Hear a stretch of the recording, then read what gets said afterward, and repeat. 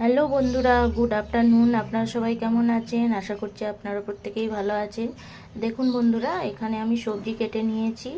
ওল, আলু, টমেটো, পেঁয়াজ।